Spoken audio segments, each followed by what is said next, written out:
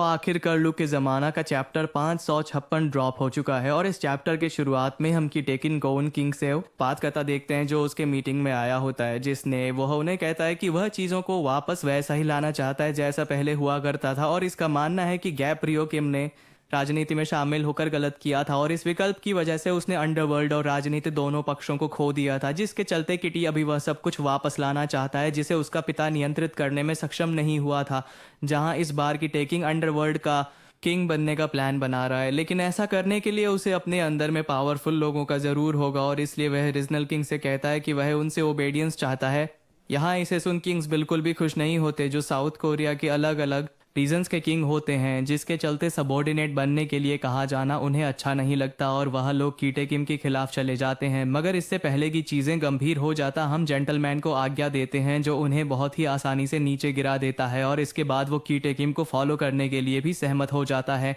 लेकिन एक पोस्ट में, और वह दूसरों को भी ऐसा ही करने के लिए कहता है। इस मीटिंग में सभी किंग्स नहीं आए होते क्योंकि उनके पास क्योटे किम में शामिल होने का कोई इंटरेस्ट नहीं होता, और जब कीटे ने ये सुना तो उसने अपने चमचे को पूछा कि कौन सा किंग का लोकेशन सबसे करीब है, जिसका जवाब देते हुए कीटे के चमचे ने कहा, इन यहीं से देख हमें लग सकता है कि कीटे इन जाने वाला है, लेकिन तभी सीन उन किंग्स पर शिफ्ट होता है जिनसे जैकिन बात कर रहा है, और इन किंग्स में शामिल है किंग ऑफ सनसोना, किंग ऑफ टाइगो कोंगजी और किंग ऑफ द गड़ुवांगा, जहां जैक इन तीनों से अलायंस बनाने की कोशिश करता है। मगर पहले तो यह तीनों ही इसमें इंटरेस्ट नहीं ले रहे होते क्योंकि उन्हें जस्टिस या लड़ाई में शामिल होने की परवाह नहीं थी। हालांकि general of king of Busan, जिसके पास अब बस एक ही हाथ है कीटे किम के बदौलत, वह जैक को ज्वाइन करने के लिए तैयार हो जाता है। वह दावा करता है कि कीटे किम को खत्म करने वाला वही होगा। यहाँ जैक ने यह भी रिवील किया कि वह जस्टिस के लिए कीटे किम से लड़ना नहीं चाहता, वह ऐसा बस इसलिए कर रहा है क्योंकि उसके पास ऐसे लोग हैं जिन्हें वह अंडरवर्ल्ड में बचाना चाहता है, जिसमें अगर कीटे किंग बन जाता है तो सभी लोग खतरे में पड़ जाएंगे।